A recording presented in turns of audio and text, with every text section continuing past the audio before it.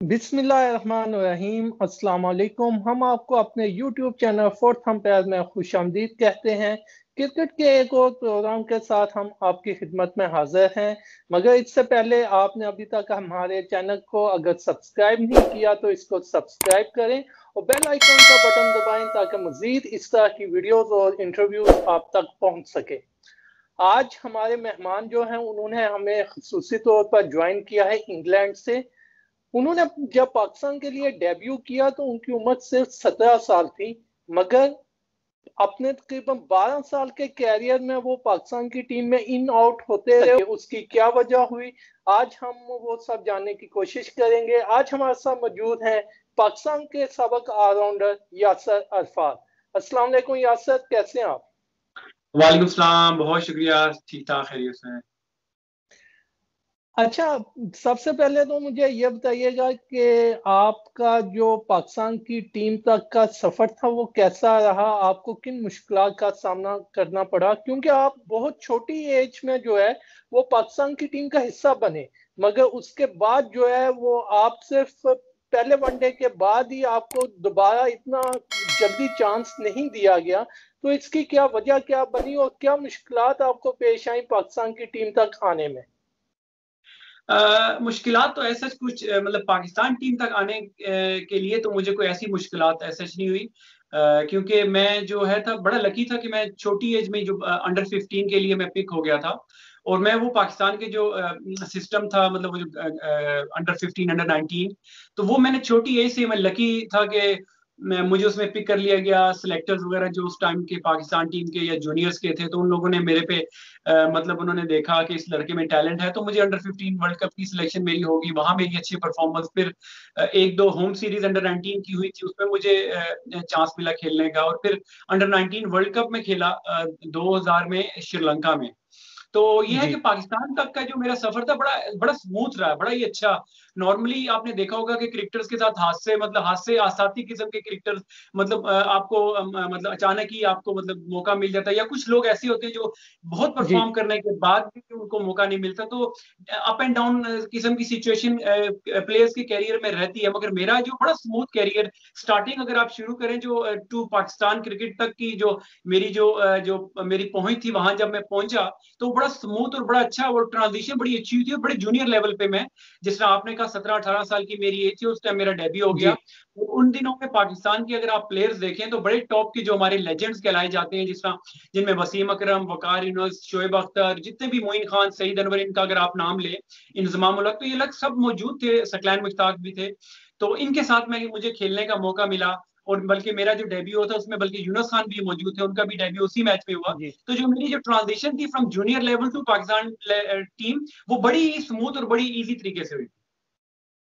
आपने अपने पहले वनडे में 5 ओवर्स में 28 रन दिए और जयसूर्य की विकेट ली, मगर उसके बाद क्या हुआ कि आपको दोबारा जो है वो चांस इतनी जल्दी नहीं दिया गया? अच्छा, वो जिस तरह आपने कहा ना, मुश्किल तो मुझे शुरू में नहीं हुई पाकिस्तान आने तक, मगर जब वो जो मेरे मुश्किलात का सिलसिला जो शुरू हुआ, वो पाकिस्तान टीम में आने के बाद जो है वो मुसलसल चलता रहा। जो देखिए, अब पहला मैच जब मैं खेला तो उसमें आपने जिस तरह जिक्र किया 5 ओवर किए, बिल्कुल किसी भी यंगस्टर्स के लिए जी या किसी भी नए प्लेयर के लिए जिसका डेब्यू हो रहा हो, तो आप देखें कि अगर 5 ओवर उसको दिए जाएं, और उसमें भी मैंने बड़ी मतलब सरप्राइजिंगली बड़े नामी गिरामी सनत जयसूर्य, श्रीलंका के जो बड़े अटैकिंग क्रिकेटर थे, तो उनकी विकेट जी। हासिल की। और उसके बाद मुझे दूसरा स्पेल भी नहीं दिया गया। तो ये बड़ा ही मेरे लिए बड़ा एक किस्म का आप कह लें कि मुश्किल सिचुएशन थी मेरे लिए, क्योंकि 5 ओवर में आप अपने आप को कितना ही प्रूव कर सकते हैं, क्योंकि अब आपको प्रूव करने का पूरा सही। मौका नहीं मिला। बैटिंग में भी मैंने 5 या 6 रन किए थे, वो भी लेट ऑर्डर में, आपके जब 4-5 ओवर रह गए थे, तो उसमें भी आपको परफॉर्मेंस का मार्जिन बहुत कम होता है।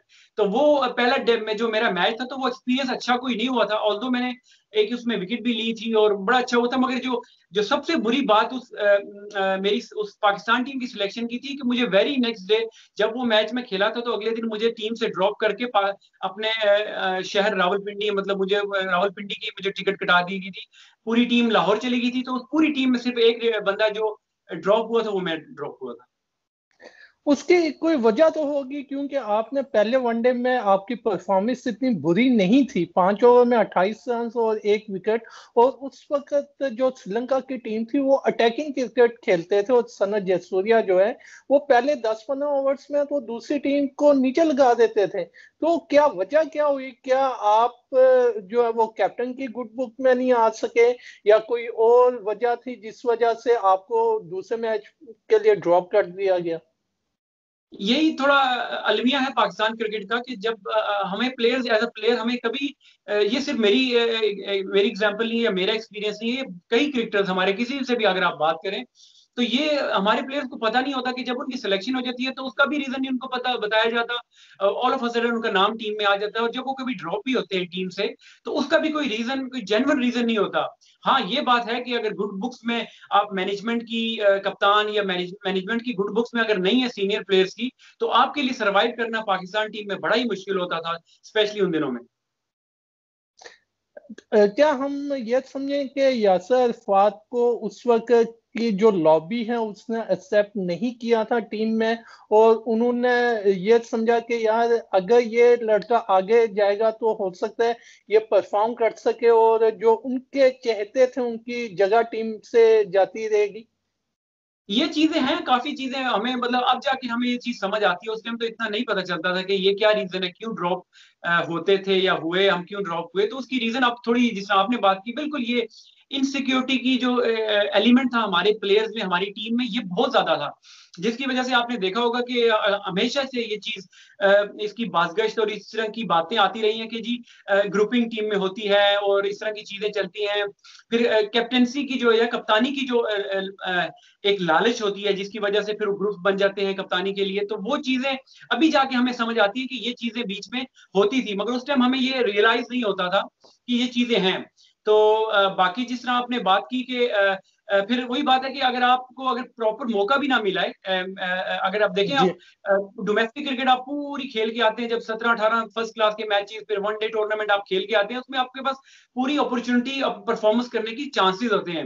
जब आप पाकिस्तान टीम की तक आपकी रसाई होती है, तो वहां जाके अगर आपके साथ इस तरह का रवैया हो कि आपको एक मैच बड़ी मुश्किल से मिले और वो भी आपको प्रॉपर, आपको अपने जो स्किल्स हैं वो शो ना करने दिए जाए, तो आप कह सकते हैं कि कोई चीजें, कुछ प्लेयर्स टीम में इनसिक्योर होते होंगे कि कोई नया प्लेयर के टीम में ना आ जाए। तो आजकल हम देखते हैं कि वही प्लेयर्स अब जब वो टीवी चैनल्स पे बैठते हैं या कोई किसी भी मनसब पे या ओहदे पे या सिलेक्टर या किसी भी कोचिंग के फील्ड में आते हैं, तो वो ये बात कर रहे होते हैं कि जी प्लेयर्स को पूरा चांस देना चाहिए। मगर आप उनके कैरियर, उनके ट्रैक रिकॉर्ड्स अगर आप देखें कि जब वो खुद उस पोजीशन पे थे तो उन्होंने कितने लोगों के कैरियर्स उस टाइम काफी तबाह हुए।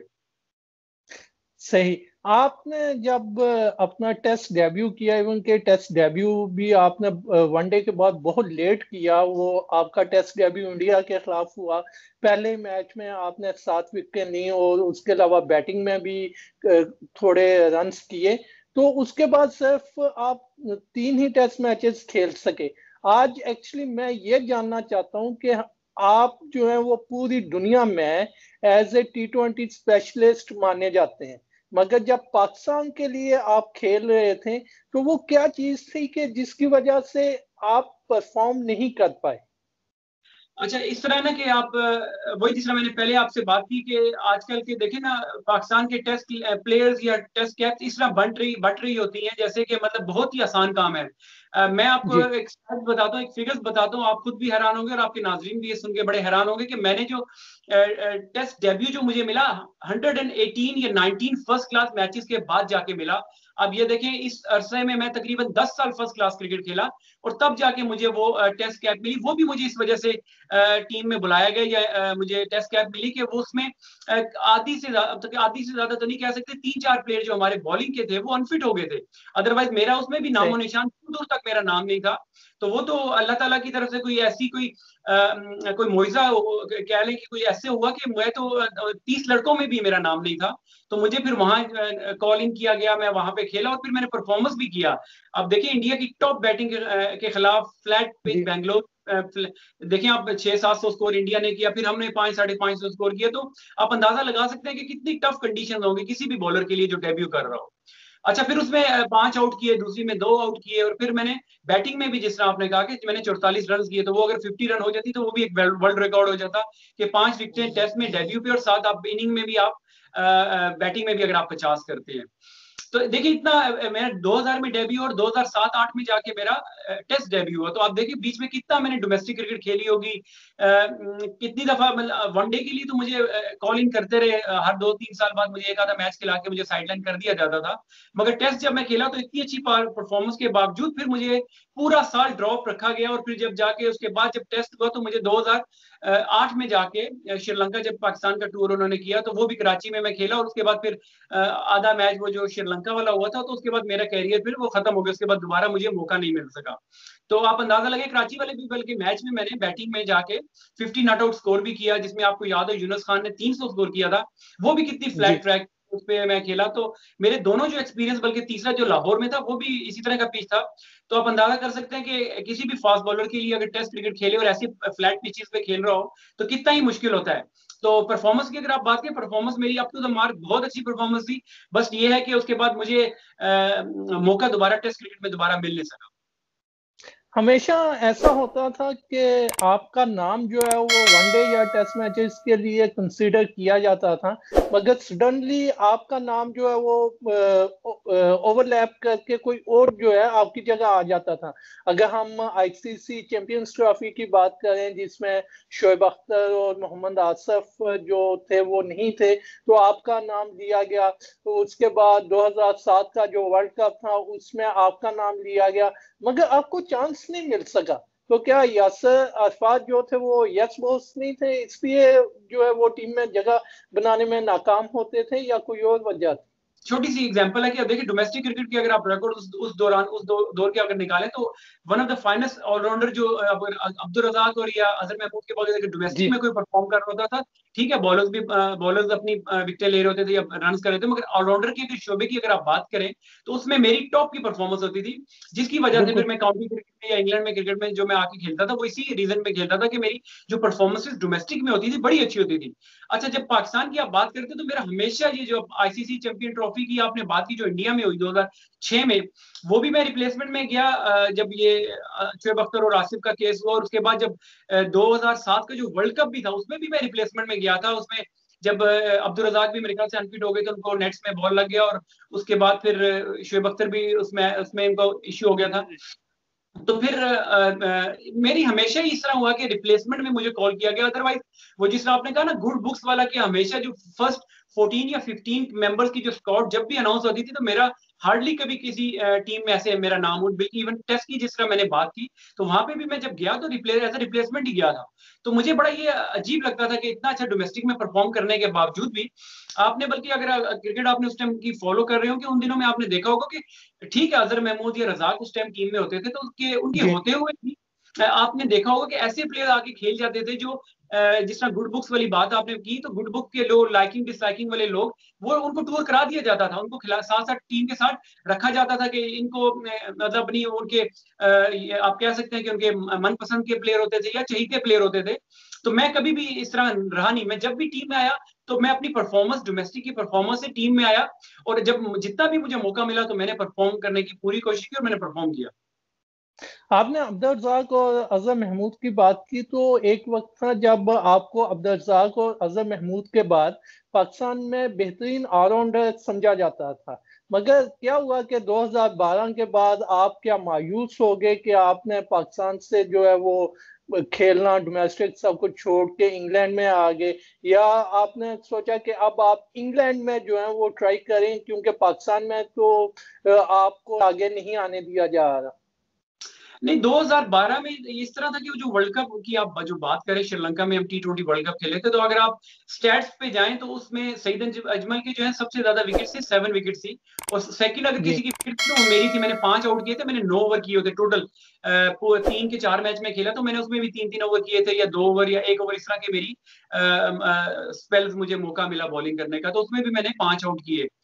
मगर हुआ ऐसे कि उस पूरी टीम में अगर ड्रॉप किया, फिर उस अगेन वही चीज हुई, मुझे उन्होंने ड्रॉप कर दिया, बाकी जितने भी प्लेयर्स थे वो सारे कैरी ऑन चलते रहे। गुड बुक्स वाले जो प्लेयर थे या जो लॉबी के बंदे थे वो आगे टूर्स पे चलते रहे, तो फिर मुझे ऐसे हुआ कि उसके बाद फिर दोबारा मेरी सिलेक्शन नहीं हुई। क्योंकि देखिए, एक तो आपके देखिए, आप जब परफॉर्म करके आते हैं तो एक तो आपकी जो टीम पॉलिटिक्स होती है उसके साथ आपको देखो अपना आपको लड़ना होता है, अपने आप के लिए जगह टीम में बनानी पड़ती है। फिर उसके बाद जो जी। जो मीडिया ने किरदार अदा किया वो बिल्कुल नेगेटिव मेरे खिलाफ जो है ना। मैं वहां पे अब वर्ल्ड कप का जो मैच था बांग्लादेश के खिलाफ, मैंने 3 आउट किए थे, मेरे हाईएस्ट विकेट थी उसमें, उस मैच में ऑलमोस्ट मैं मैन ऑफ द मैच बनने वाला था। मगर यह है कि उस मैच के परफॉर्मेंस के बावजूद भी हमारे नेशनल टीवी जहां बैठे हुए थे, यहाँ पे जो एक्सपर्ट्स बैठे थे या जो होस्ट कर रहे होते थे प्रोग्राम उस वर्ल्ड कप को जो फॉलो कर रहे थे, तो वो फिर भी मेरे पे क्रिटिसिज्म कर रहे होते थे कि यार यासिर क्यों की टीम में जगह नहीं बनती, यासिर क्यों टीम है। तो मीडिया ने बड़ा ही मनफी जो है अपना किरदार जो है ना वो अदा किया, जो कि आजकल भी आप देखते होंगे कि कई जो उनकी मीडिया की भी अपनी गुड बुक्स होती हैं, उनकी लाइकिंग डिसलाइकिंग होती है। तो अगर आप उनकी उनका क्या कहते हैं नजर करम आप पर नहीं है तो आपके लिए बड़ा ही मुश्किल होता है टीम में सर्वाइव करना, क्योंकि वो ऐसा माहौल क्रिएट कर देते हैं कि जब वो कोई डिबैकल या कोई इस तरह का वर्ल्ड कप बुरा होता है तो वो फिर जो नजला एक दो प्लेयरों पे गिरता है, तो वो जिन पे क्रिटिसिज्म ज्यादा हो रहा होता है, तो अक्सर देखा गया कि फिर वो जब वो उसको टीम से ड्रॉप कर दिया जाता है। तो मैं 2012 के बाद फिर मुझे उन्होंने दोबारा उसके बाद मेरी सिलेक्शन नहीं हुई। तो ऐसी कोई चीज नहीं थी कि मैंने हिम्मत हार दी थी या कोई ऐसी चीज थी। मैं खेल रहा था डोमेस्टिक क्रिकेट में, काउंटी क्रिकेट आगे खेल रहा था।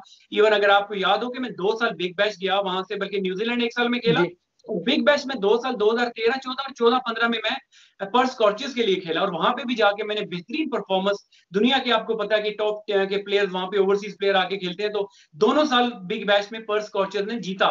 मैं ओवरसीज उनका प्लेयर था और बड़ा ही मतलब अल्लाह ताला ने बड़ी अच्छी परफॉर्मेंस वहां पे करवा दी। जी। मगर यहाँ वही बात है कि अगेन गुड बुक्स में नहीं होने का यही है कि था कि ना आपको कप्तान पसंद करता है, ना आपको सिलेक्शन कमेटी आपको पसंद करती है। तो इस वजह से फिर ये है कि करते करते करते बिल्कुल मुझे साइडलाइन कर दिया गया। और फिर ये है कि ऑफिशियल जो रिटायरमेंट जो मैंने अनाउंस की उसकी ये स्टोरी है कि जब पीएसएल पाकिस्तान का हुआ, तो बल्कि उसी 2015 में 16 में जब वो ऑप्शन वगैरह जब हुई थी, तो मैं उस टाइम बिग बैच खेल के आया था। तो मुझे उम्मीद थी कि चलो पाकिस्तान तो मैं नहीं खेल रहा, T20 लीग है जी। फ्रेंचाइज, तो इसमें जिस तरह दुनिया में मैं खेल रहा हूँ, तो ऑब्वियसली जो मेरे रिकॉर्ड से जो मेरी परफॉर्मेंसेस थी, तो मैंने कहा कि ऑटोमेटिकली मेरी ऑब्वियसली 5-6 टीम अगर है सिलेक्शन हो जाए। जगह हो बन जानी चाहिए। तो जी। जब देखा कि मेरी उसमें भी सिलेक्शन नहीं हुई, वही जो रवैया मेरा मेरे साथ जो पीसीबी ने रखा, वही रवैया ये जो जो मैनेजमेंट थी, ये जो फ्रेंचाइज के ओनर से कोचिज थे, सॉरी कोचिज की मैं बात करूंगा जी। क्योंकि कोचिज क्रिकेटर्स थे सारे, और जो कप्तान थे वो सारे मेरे कोलीग्स थे, मेरे साथ खेले हुए थे। तो जब उनका रवैया भी मैंने देखा कि मेरे साथ, अब देखे वहां पे भी इन्होंने लाइकिंग डिसलाइकिंग 22 उन्होंने शो किया। उन्होंने देखा कोई अगर डिपार्टमेंट का कोई कप्तान है तो उसने अपने डिपार्टमेंट के लड़के सारे अंदर किए, जी। कोई बिल्कुल। रीजन तो उन्होंने रीजन के लड़के अपने अंदर कर दिए। तो सिलेक्शन बिल्कुल ऐसे ही वहां पे भी हुई, जो पाकिस्तान टीम में सिलेक्शन होती थी, जो क्राइटेरिया था वही पीएसएल में। इवन फ्रेंचाइज क्रिकेट थी, मगर उनको देखिए, उनको मालिक उनकी जो थे वो तो ऑनर से, ठीक है, उन्होंने इन्वेस्टमेंट की हुई जी। थी, मगर जो सिलेक्शन हुई थी वो क्रिकेटर्स ने की थी। तो मैं तो यही वो कहूंगा कि जो मेरे साथ रवैया पाकिस्तान टीम में रखा गया वही पीएसएल में रखा गया। और जब मैंने देखा कि मेरी अगर पीएसएल में पाकिस्तान की किसी भी फ्रेंचाइज की लीग में भी अगर मेरी जगह नहीं है, तो मुझे तो फिर क्रिकेट छोड़ देनी चाहिए। तो जिसकी वजह से मैंने सही। वो रिटायरमेंट अनाउंस कर दी। सही। आपने दुनिया की हर लीग ऑलमोस्ट खेली सिवाय पीएसएल के और आईपीएल के। इवन के आपका आईपीएल में नाम भी आने लगा था, आपका कॉन्ट्रैक्ट होने लगा था, लेकिन फिर पाकिस्तानी जो प्लेयर्स हैं उनकी, क्योंकि आईपीएल में उन्हें लेना उन्होंने बंद कर दिया था, तो इसलिए आपका नाम नहीं आ सका। तो आप क्या समझते हैं कि आप पाकिस्तान की टीम में जो है वो सिर्फ और सिर्फ लाइक डिसलाइकिंग की वजह से लोग आगे आते हैं, या परफॉर्मेंस भी एक क्राइटेरिया है? क्योंकि आपने ऑलमोस्ट हर लीग में परफॉर्म किया है, लेकिन आप पाकिस्तान की टीम में प्रॉपर जगह नहीं बना सके। कोलकाता नाइट राइडर्स की आपने आईपीएल की बात की, तो मेरा इसमें 3 साल का कॉन्ट्रैक्ट हो चुका था, मेरा साइन भी हो चुका जी। था, उन्होंने कॉन्ट्रैक्ट भेजा और मैंने जिस तरह बाकी लड़कों ने जाके खेला था, तो मैंने भी खेला था। बस वो जो मुंबई ब्लास्ट हुई जिसकी वजह से उसके बाद फिर जी। पाकिस्तान इंडिया के हालात थे वो बहुत खराब हो गए, और पाकिस्तानी प्लेयर उसके बाद जाके नहीं खेल सके, तो वो तो एक चैप्टर क्लोज ही हो गया आईपीएल का पाकिस्तानी प्लेयर्स का, और मेरा भी चैप्टर क्लोज हो गया। फिर वही आपने जिस तरह बात की डिसलाइकिंग, लाइक बिल्कुल ये चीज है ये आज की बात नहीं है या ये 10 साल पुरानी बात, ये तो अब देखें जब से पाकिस्तान की क्रिकेट चल रही है 50, 60, 70, हर दौर में ये हमारे ये खून में, हमारे कल्चर में ये चीज निकाली नहीं जा सकती कि जो बंदा आता है, कप्तान आता है। और अब जिस तरह मैंने पहले भी बात की कि हमारे आजकल की सोशल मीडिया पे जिस तरह यूट्यूब चैनल्स पे हमारे एक्स क्रिकेटर्स बैठे हुए हैं, साबिक कप्तान बैठे हुए हैं, या कोई सिलेक्शन की पोस्ट पे बैठा हुआ है, ये इस तरह लोग बैठे हुए हैं, तो हर बंदा इस तरह बात कर रहा होता है कि जी उसके साथ नाइंसाफी हो रही है, उसके साथ नाइंसाफी हो रही है। तो अगर इन सब की अगर ट्रैक रिकॉर्ड अगर आप जाके चेक कर लें तो आपको खुद अंदाजा हो जाएगा कि ये लोग जब खुद कप्तान थे या खुद सेलेक्टर थे या टीम के मेंबर थे, तो उस टाइम इन लोगों ने यंगस्टर्स के साथ क्या सलूक किया था। तो वो खुद से आपको पता चलेगा कि कौन बंदा किस एंगल से और किस एंगल में ये बात कर रहा है। तो ये बड़ा ही क्रिस्टल क्लियर हो जाएगा कि कौन बंदा यूट्यूब चैनल पे या सोशल मीडिया पे बैठ के क्या बातें कर रहा है। तो ये चीज है, हमारे सिस्टम में है, ये निकाली नहीं जा सकती अनलेस एंड अनटिल। देखें अब ये बड़ी ईमानदारी वाली जॉब है सिलेक्शन की, बहुत ही मतलब देखें आप आपने किसी का कैरियर खराब हो सकता है, किसी का कैरियर बन भी सकता है, तो इसको आपने बड़ा ही सोच समझ के ये फैसले करने होते हैं। मगर अनफॉर्चुनेटली हमारे मुल्क में, हमारे सिस्टम कल्चर में ये चीजें नहीं है। उम्मीद ही कर सकते हैं ये चीज बेहतरी इसमें आए, क्योंकि हम देखें अब तो पाकिस्तान के ऑलरेडी इतने पाकिस्तान की टीम में इतने प्रॉब्लम्स चल रहे हैं। तो जब आप प्लेयर्स जब देखेंगे कि जब सिलेक्शन में मेरिट नहीं है और किसी भी शोबे में अगर मेरिट नहीं है, तो लोगों का जो इंटरेस्ट लेवल है, जो नए प्लेयर्स आने वाले हैं, तो वो मुझे लगता है कि वो डिस्ट्रैक्ट हो जाएंगे और क्रिकेट को छोड़ के किसी और फील्ड में जाना शुरू हो जाएंगे। सही। आप क्या समझते हैं कि कौन सा ऐसा प्लेयर था या कौन सा ऐसा शख्स था जो आपकी राह में सबसे ज्यादा रुकावट बना पाकिस्तान में खेलने के लिए? नहीं, ऐसा सच मैं किसी का यहाँ पे नाम नहीं लेना चाहूंगा, ये अच्छी बात भी नहीं है ये। अब उस हिसाब से मैं दिल की मेरी बात पूछे तो ये इतनी लंबी लिस्ट है कि आप का प्रोग्राम बहुत लंबा हो जाएगा कि जिन जिनके मैं नाम लूंगा, वो अच्छी बात नहीं है कि आप कि नाम लेने का कोई मकसद नहीं है, कोई बात नहीं बनती ना। तो ये सही। अब क्या उनका नाम लिया जाए, तो अब जो जिसने करना था। और सबसे बड़ी बात ये है कि मैं इन सब चीजों को साइड पे करके एक चीज मैं कहता हूँ कि जितना मेरे नसीब में था, मेरे नसीब में इतनी क्रिकेट थी कि किसी ने अगर मुझे रोकने की कोशिश की तो वो सिर्फ सब अल्लाह की तरफ से ही होता है। क्योंकि मैं जितनी क्रिकेट थोड़ी बहुत खेला हूँ, बड़ा सेटिस्फाई हूँ। मैंने काउंटी क्रिकेट भर के, मैंने जो कहते हैं ना रज की क्रिकेट खेली होती है, मैंने जी। वो क्रिकेट खेली। आप मेरे स्टैट्स अगर आप देखें, जितनी टीम्स के लिए मैं खेला, जिस जिस जिस मुल्क में मैं जाके खेला, सारे तकरीबन टेस्ट नेशन कंट्रीज में जाके मैं खेला हूँ। तो जी। क्रिकेट किसी भी क्रिकेटर के लिए, देखिए पाकिस्तान का कलर एक मैच हो 100 मैच हो बराबर होते हैं। देखो मैंने पाकिस्तान के बिल्कुल। तीनों फॉर्मेट्स के लिए रिप्रेजेंटेशन मैंने उनकी की और 20 साल फर्स्ट क्लास क्रिकेट खेली। तो इससे बढ़कर और कुछ किसी भी क्रिकेटर के लिए, प्रोफेशनल क्रिकेटर के लिए हो नहीं सकता। तो अब क्या वो बातें पुरानी बातें बना करके, तो ये अच्छा नहीं लगता। आई थिंक उन लोगों को खुद रियलाइज अब हो रहा होगा, अब हो जाना चाहिए। मगर अब ये अगर मैं सबसे अच्छी चीज यही हो सकती है कि अब वो लोग, अब जो गलतियां उन्होंने पहले की हैं पास्ट में, आई होप कि वो नए यंगस्टर्स ऐसी गलतियां कोई करेगा। अजहर महमूद, अब्दुल रज़ाक और शाहिद अफरीदी के बाद पाकिस्तान को कोई अच्छा ऑलराउंडर क्यों नहीं मिला? क्योंकि अभी इस वक्त पाकिस्तान की टीम में एक ऐसा ऑलराउंडर चाहिए जो नीचे छठे या सातवें नंबर पर आकर अच्छी हिटिंग कर सके, लेकिन अभी वो हमें दूर दूर तक नजर नहीं आता। इसकी क्या वजह? शोएब मलिक बड़ा अच्छा परफॉर्म करते रहे, बॉलिंग जब वो करते थे शोएब मलिक बड़ा अच्छा परफॉर्म करता था। उसके बाद फिर मोहम्मद हफीज ने बड़ी अच्छी एज ऑलराउंडर उन्होंने बड़ा अच्छा परफॉर्म किया, बॉलिंग भी और बैटिंग में भी बड़ा अच्छा उन्होंने पाकिस्तान को सर्व किया और अभी भी कर रहे हैं।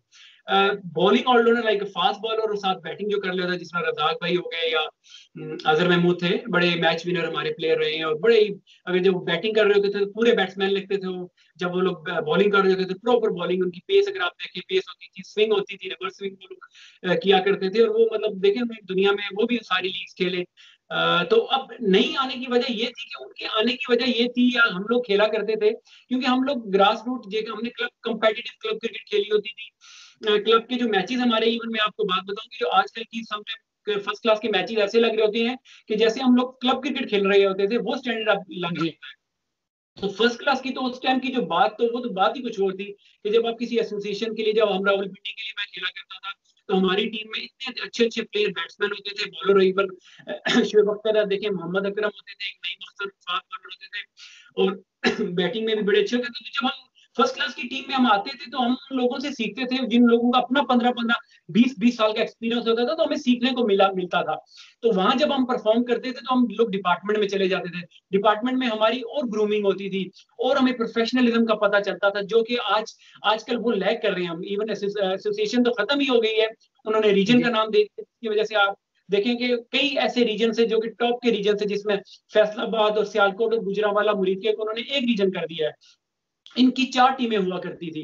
अब आप अंदाजा लगाएंगे, टॉप की इनकी मुकम्मल इनके प्रॉपर टीम्स हुआ करती थी, बड़ा कंपेटिटिव मैचेस हुआ करते थे। अब उन्होंने देखे एक टीम बना दी और कई प्लेयर्स का वहां से कैरियर उनको बल्कि पहले डिस्प्लेस कर दिया गया।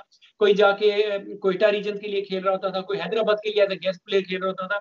तो ये बड़ा ही मतलब ये गलत सिस्टम उस टाइम हुआ था, रीजन जब बने थे।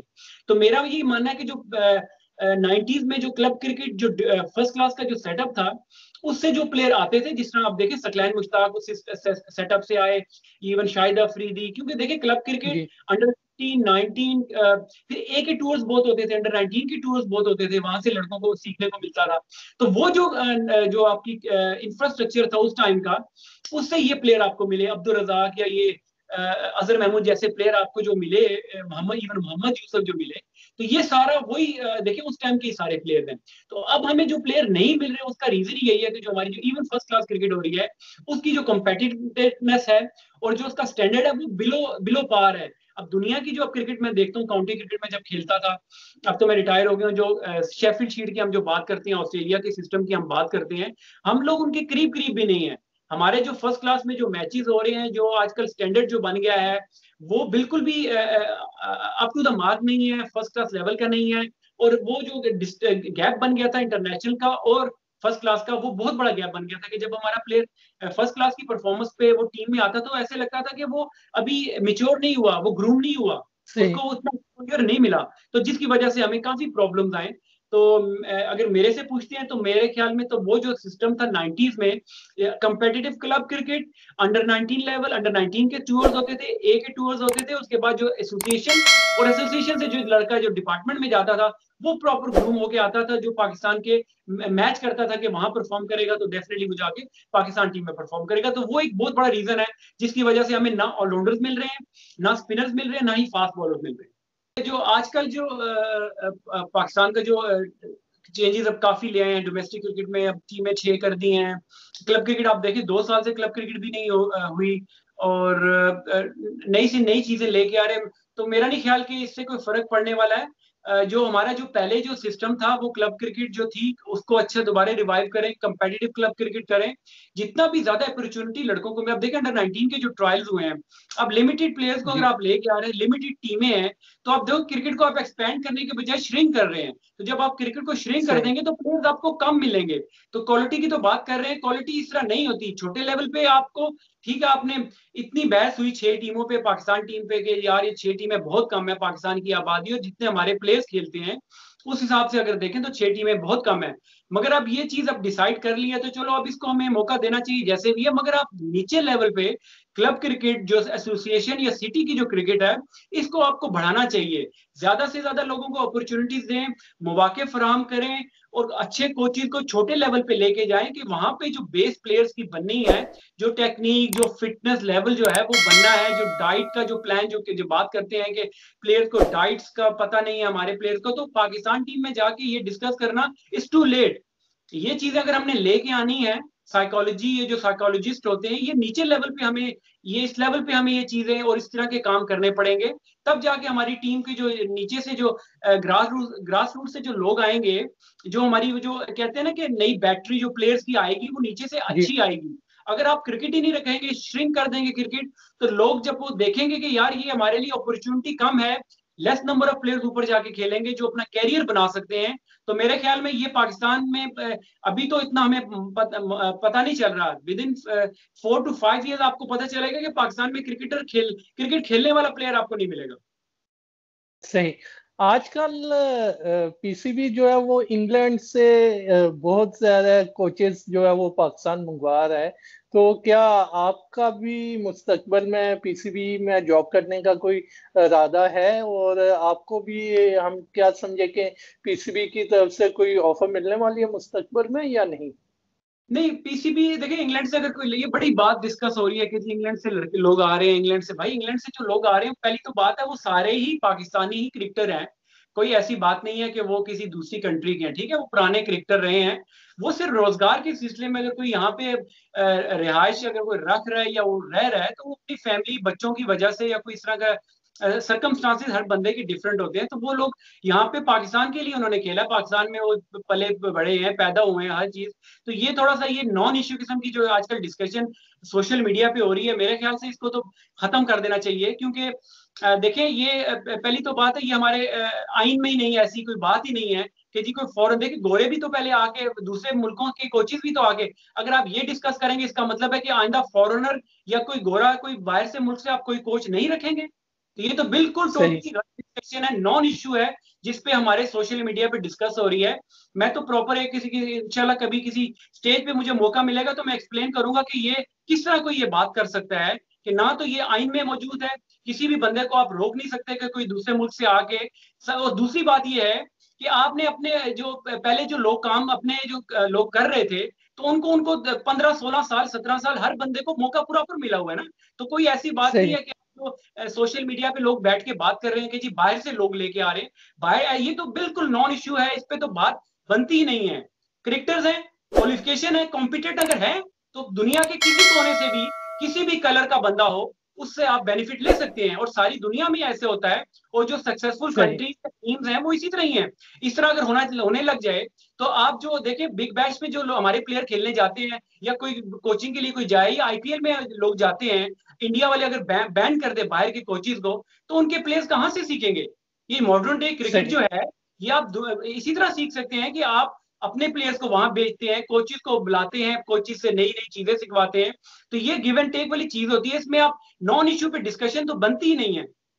और सही। ये है कि मेरी जो है, मैंने अप्लाई किया था, मैंने भी जॉब के लिए अप्लाई किया था, मगर मेरा कोई ऐसी बोर्ड की तरफ से कोई ऐसा, मेरे ख्याल से मैं उनको उनके मेरिट पे मैं मेरे ख्याल से पूरा नहीं उतरता, जिस तरह उनके मेरिट पे मैं जब खेलता था वो पूरा नहीं उतरता था।